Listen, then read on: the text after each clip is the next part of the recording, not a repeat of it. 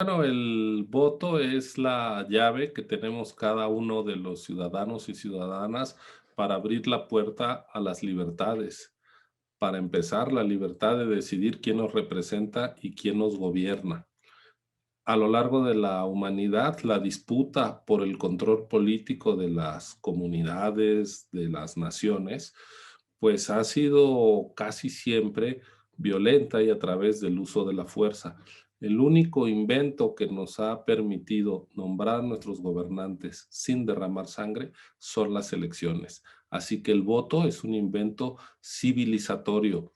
Las elecciones son tan importantes para la humanidad como la rueda, como la electricidad, como la penicilina, ahora como las vacunas frente a la pandemia que estamos viviendo. Sin voto hay violencia, hay destrucción y el voto pues es este instrumento tan poderoso para ser parte de la vida pública de nuestra sociedad.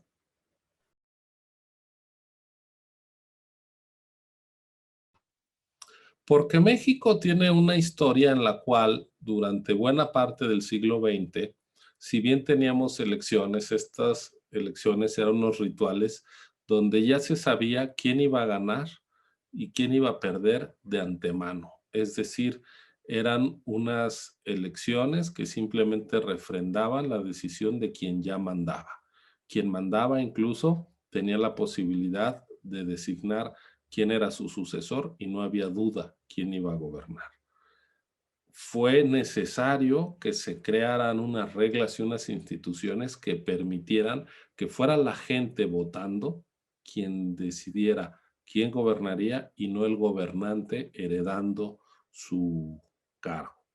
De tal manera que una de las condiciones que hubo después de la elección de 1988, que fue un desastre porque nos colocó al borde de una crisis política, la decisión fue empezar a construir desde cero un padrón electoral confiable para que estuviera toda la ciudadanía con derecho a votar y más adelante se decidió que el árbitro tenía que ser independiente del gobierno, que no podía ser desde la Secretaría de Gobernación donde estuviera la cabeza de la organización electoral. Así que esto le dio garantías a todos de imparcialidad y me parece que en el México actual, independientemente de quién gobierne, pues es importante asegurar a los ciudadanos que el gobierno no es juez y parte en las elecciones, que no es el organizador ni participante. Así que por eso es importante preservar un árbitro autónomo.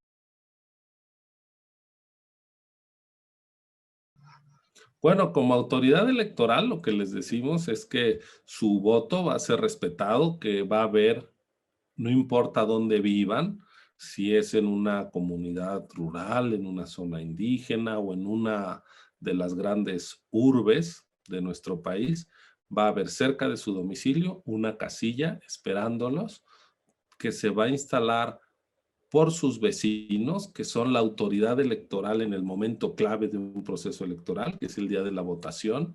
Sus vecinos fueron seleccionados al azar, primero los que nacieron en agosto, septiembre o algunos en octubre, después se seleccionó la primera letra del primer apellido, en este caso fue la A, así que las personas que se apellidan con Álvarez, como Albarrán, Alvarado o Bravo, seguramente esos apellidos serán nuestros vecinos los que estén ahí. Vamos a tener una casilla sanitizada desde el punto de vista de la pandemia y van a llegar con su credencial, van a recibir las boletas, van a tener una mampara para votar en secreto, es una decisión exclusiva de cada persona, van a depositar sus votos en urnas transparentes que están siendo vigiladas por los representantes de los partidos y sus vecinos van a contar los votos y a llenar las actas. Se va a respetar su voto, así que ejérzanlo. Ese sería mi mensaje a los jóvenes. Que tienen razón, que la democratización en México, si bien ha permitido que podamos elegir libremente y deshacernos de malos gobiernos, lo cierto es que los graves problemas del país siguen ahí: la desigualdad, la pobreza, la corrupción que lastima la credibilidad de las instituciones, la ola de violencia que a todo mundo pues nos agravia y nos atemoriza, ahora la pandemia del COVID-19, pero precisamente porque es genuino estar insatisfecho con los resultados de la democracia, no hay que dejar de exigir ni de participar. Lo peor es darle la espalda a los asuntos públicos, porque cuando la ciudadanía se deja de preocupar por controlar al poder, por exigirle al poder, entonces el poder se vuelve menos atento a lo que dice la gente, más autocrático, más aislado y puede incluso volverse autoritario. La participación de la gente, la exigencia son indispensables en una vida democrática. La insatisfacción debe corregirse con más participación. Bueno, este es un fenómeno que está pegando a los más distintos temas en todo el mundo. La propagación de mentiras falsas que ahora se acelera porque tenemos canales. La mentira ha existido siempre en la historia de la humanidad y en la historia política también. Lo que pasa es que ahora, pues como la comunicación es más fluida y más rápido, también las noticias falsas, las mentiras, corren con mayor velocidad. ¿Qué es lo que hay que hacer? Y sobre todo desde espacios como el que ustedes impulsan, de voto informado desde la universidad, pues ir a consultar fuentes creíbles, datos oficiales, verificados, medios de comunicación que tienen periodistas acreditados, que dan las fuentes, que dan los hechos y no solo repetir lo que alguien puso en un tweet o en un post de Facebook.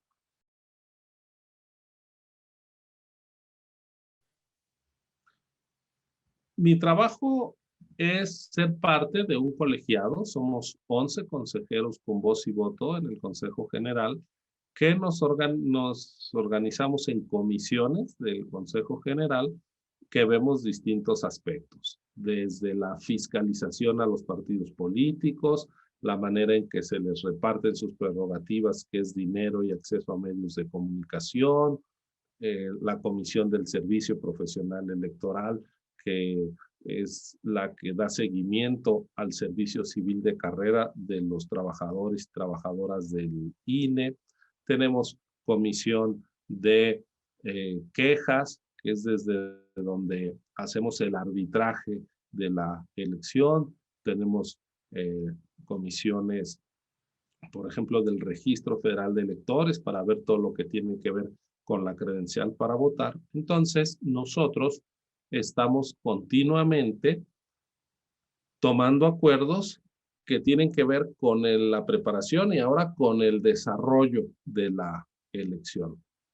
Y de esta manera, de forma colegiada y siempre pública, tomamos las decisiones que a la vez pueden ser cuestionadas por los partidos políticos, quienes continuamente nos están supervisando, incluso integran el Consejo General del INE de manera permanente, con derecho a voz pero sin voto, y de esta forma ellos pues están viendo que las decisiones que tomamos se apeguen a la ley y que no hay dados cargados a favor de ningún actor. Si algún día se sienten inconformes, pueden ir ante el Tribunal Electoral del Poder Judicial de la Federación. Pero entonces nuestro trabajo consiste en tomar decisiones con base en la ley para garantizar la expansión de los derechos de los ciudadanos. Por ejemplo, hemos impulsado acciones que tienen que ver con evitar que se distorsione la voluntad popular depositada en las urnas al momento de traducirse en la manera en que se integra la Cámara de Diputados.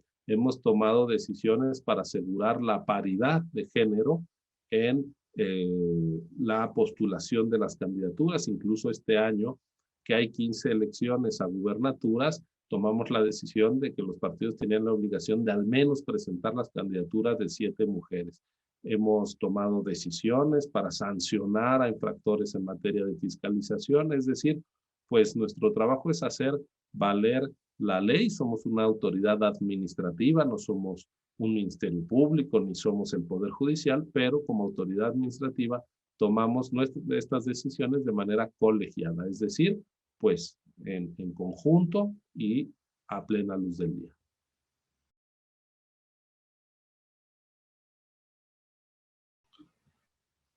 Pues que cuando regresé hace más de 20 años de estudiar mi doctorado y volví a trabajar a la UNAM, estaba la huelga, una huelga que duró más de un año, y tuve una oferta del entonces consejero presidente del Instituto Federal Electoral, un profesor de la Facultad de Ciencias Políticas, José Woldemer, de trabajar en el IFE, en su equipo, organizando las elecciones del año 2000, que es cuando por primera vez hubo alternancia en la presidencia de la República en más de 70 años.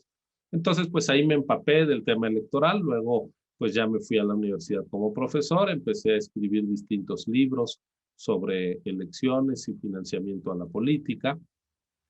Y si bien yo como economista me especialicé en otros temas de economía de la educación, economía del trabajo y economía de la salud, básicamente, pues en su momento, cuando nació el INE, decidí participar porque es un tema que nunca dejé de lado, el de las elecciones, y la Cámara de Diputados pues me designó consejero del INE por 9 años, que van a acabar en 2023. Ya falta poco para que regrese de tiempo completo a la UNAM.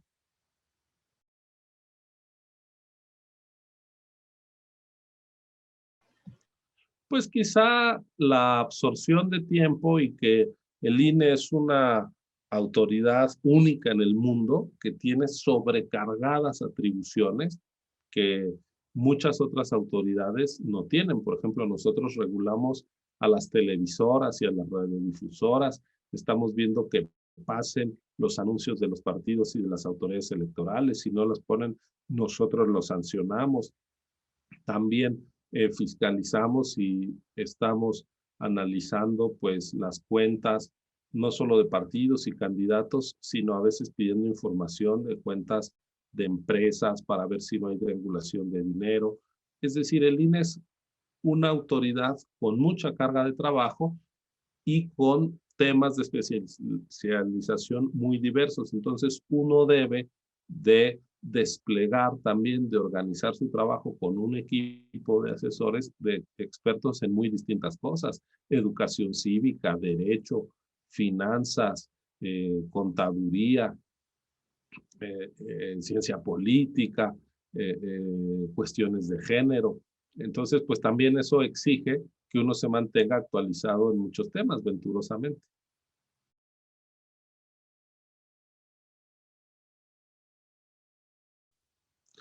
Pues es una satisfacción colectiva, y es que el INE nació en 2014 con muchas atribuciones, y aunque se le recargó de tareas, todas las tareas las volvió realidad. O sea, en materia electoral en México no hay papel mojado, no hay de, bueno, es un proyecto que está en la Constitución, que un día alcanzaremos la cobertura universal de salud. No, en materia electoral tenemos elecciones creíbles, con garantía de respeto al voto libre y secreto, lo mismo en las grandes ciudades y en las zonas de altos ingresos que en el municipio de mayor marginación. Hay un día en la vida del país en donde se hace verdad que todos somos iguales, y es el día de las elecciones.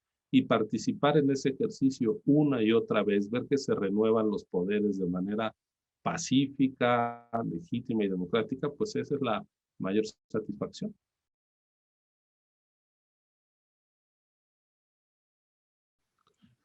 Bueno, eh, la pandemia ha resultado pues un desafío para todo el mundo y ha trastocado la vida de las sociedades en todas sus actividades, desde cómo metemos los alimentos que compramos a nuestras casas, cuántas veces nos lavamos las manos, cómo salimos a la calle, cómo trabajamos, cómo estudiamos, cómo nos reunimos con nuestra familia y amigos. Todo eso se ha trastocado.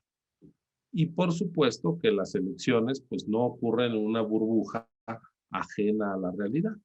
Así que el INE convocó a un conjunto de expertos en salud, de investigadores y médicos, por ejemplo, la directora del Instituto de Biomédicas de la UNAM, el director de la Facultad de Medicina de la UNAM, el director del Instituto Nacional de Nutrición, que hoy es uno de los principales centros COVID del país, y a ellos les hemos pedido recomendaciones de cómo tener protocolos para que la gente vote con seguridad desde el punto de vista de su salud en las elecciones del 6 de junio. Y lo que nos han dicho es que necesitamos procurar poner las casillas en espacios con mucha ventilación, patios de escuela, kioscos, si nos prestan casas que tengan patios, jardines, estacionamientos donde corra el aire, vamos a tener medidas de sanitización todo el tiempo. Va a ser obligatorio llevar el cubrebocas para ir a votar. Cada quien se va a identificar con su credencial para votar, pero no la van a tocar las demás personas. Estamos recomendando que cada quien lleve su plumón, su marcador para cruzar la boleta electoral y no tenga que tocar los que han pues manejado otras personas. Y la buena noticia es que ya tuvimos una especie de ensayo de elecciones en pandemia en 2020, cuando hubo elecciones locales en Coahuila y en Hidalgo, que la jornada electoral fue el 18 de octubre. Seguimos estos protocolos que nos recomendaron los expertos y tuvimos dos buenas noticias. La primera es que no bajó la participación electoral. Tuvimos una afluencia de votantes equivalente a la que había habido otros años en elecciones similares. Y la segunda y quizá más importante noticia es que en las semanas posteriores, en los días y semanas posteriores a la jornada electoral, no hubo incremento ni de número de contagios ni del número de fallecidos asociados con la votación. Es decir, las elecciones no complicaron la pandemia y es posible entonces ir a votar con seguridad. Es muy importante que nos hagamos a la idea de que con precaución podemos votar con toda seguridad, cuidándonos a nosotros, cuidando a los demás, y que entre todos hagamos un enorme esfuerzo para evitar que la democracia, que nuestro derecho a elegir gobernantes y representantes, pueda ser una víctima más de la pandemia COVID-19.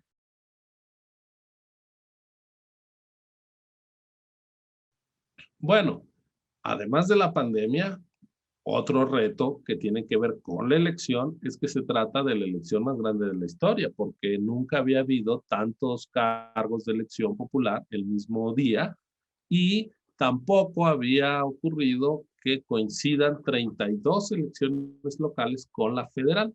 Es decir, tenemos que instalar lo que se llama la casilla única, que quiere decir que en un mismo lugar se va a recibir los votos de la elección federal y de la elección local y por lo tanto se necesitan más personas como funcionarios en cada casilla.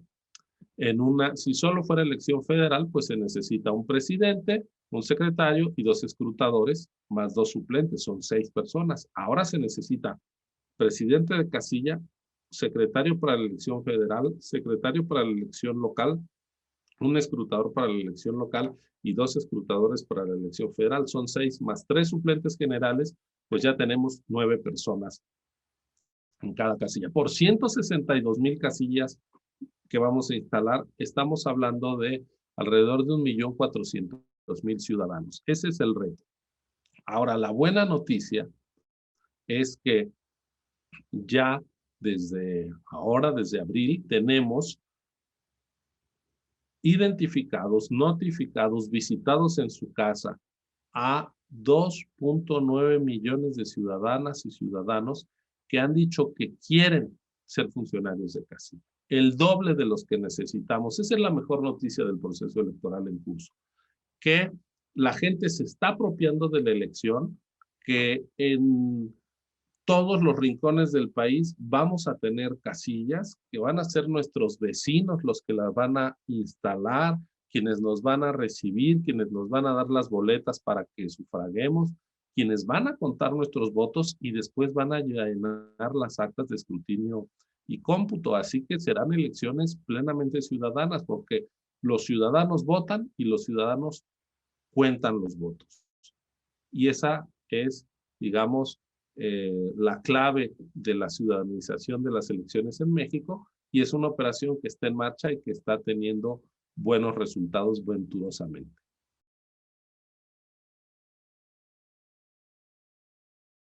Estas elecciones son muy significativas, uno, porque se va a redefinir el mapa político del país.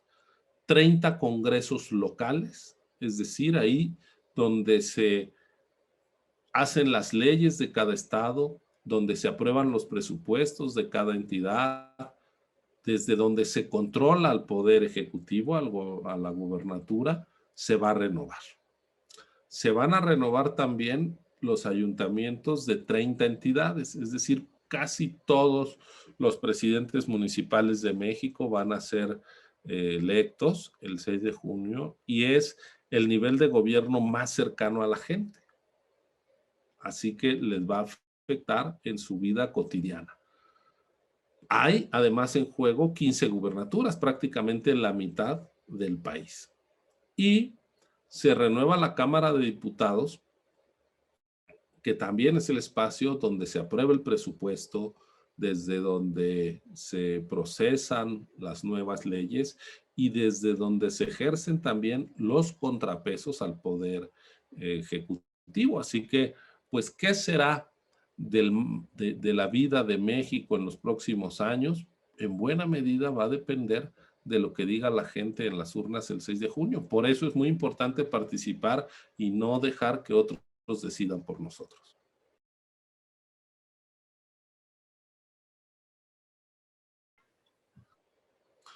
Pues las atribuciones que tiene cada órgano de representación o cada gobernante que se va a elegir, qué implica tener un alcalde, qué implica tener un presidente municipal, qué implica el papel de una diputación local o de una diputación federal, cuáles son las responsabilidades de un gobernador, de una gobernadora, y cuáles son las ofertas de los distintos actores políticos y cuál es su trayectoria.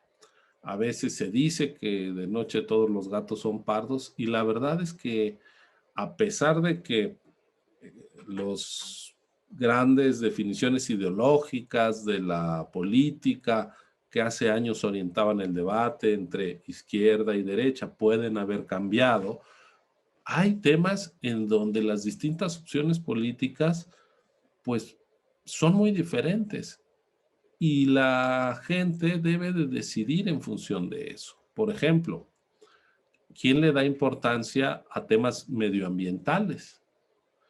¿Quién le da importancia a temas de igualdad de género y respeto a los derechos de la mujer? ¿Quién le da importancia a temas de corrupción? ¿Quién le da importancia a derechos de las trabajadoras domésticas? ¿Quién menciona la ciencia y la tecnología y la educación superior en serio? ¿Y cuáles plataformas pasan de noche sobre estos asuntos? ¿Quién está a favor del matrimonio igualitario entre personas del mismo sexo? ¿A favor de los derechos reproductivos de la mujer?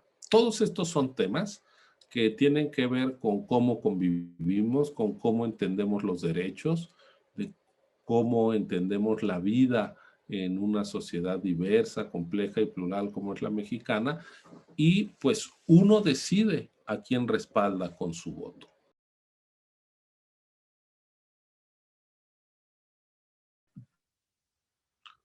Bueno, libros son muchos, hay autores que me han marcado, eh, puedo decir, latinoamericanos, por supuesto, García Márquez, Vargas Llosa, mexicanos, Jorge Ibargüengoitia, españoles, Antonio Muñoz Molina, Javier Marías, en fin, creo que es difícil pensar en un solo libro, Más bien, lo que puedo decir es que para mí la lectura en la literatura es indispensable como una fuente de alimentación eh, de la imaginación y de la razón.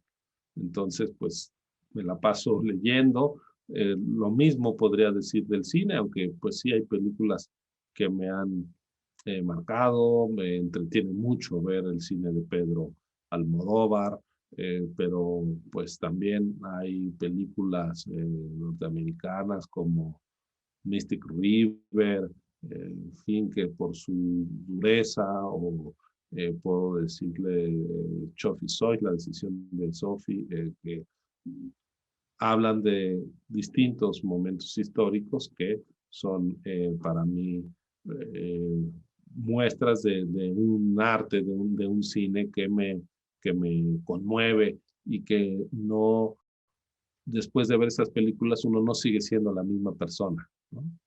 Y series, la verdad es que no veo muchas, pero una serie que me pareció que era como una tragedia griega adaptada a días actuales fue la de Los Sopranos.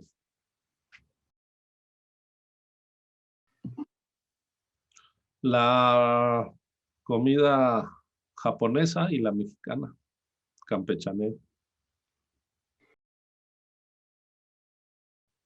¿Cuántos lugares son indispensables? Pero a mí me gusta la Ciudad de México, donde nací y crecí, y por supuesto algunos de nuestros bosques. Me siento maravillado cada que visito la selva lacandona y me preocupa que la estemos perdiendo.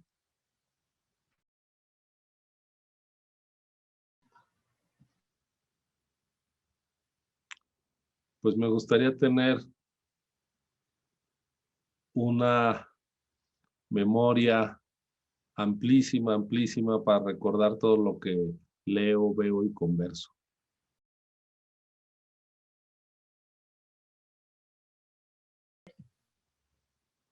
Bueno, momentos difíciles, esos se presentan más, creo, en el ámbito personal, eh, la muerte de seres queridos, pues uno lo trastoca, al mismo tiempo, pues le da fortaleza y lo obliga a considerar que la vida, en mi caso, por mi formación filosófica, no creo en una vida en el más allá, no tengo un Dios, una religión que me guíe y por lo tanto creo que esta vida hay que aprovecharla, hay que disfrutarla y hay que asumir ciertas responsabilidades y por eso decidí ser consejero electoral.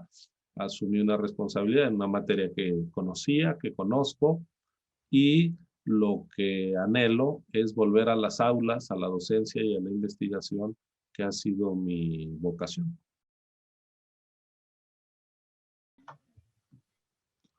Pues con paciencia y con suerte, paciencia para estar eh, pues mucho más aislado de lo que solía estar por mi trabajo y también pues por mi vida académica. No he dejado de dar clases, lamenté que pues ahora no vi en persona cada 2 veces a la semana a mis alumnos, sino a través de las pantallas, de la computadora.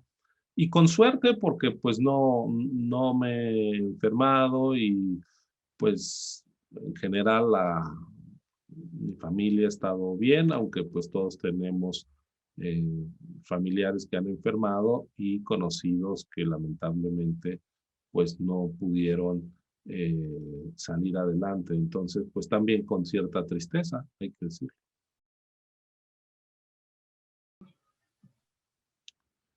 Bueno, pues ver a mucha gente que no he podido ver y regresar al salón a dar clase.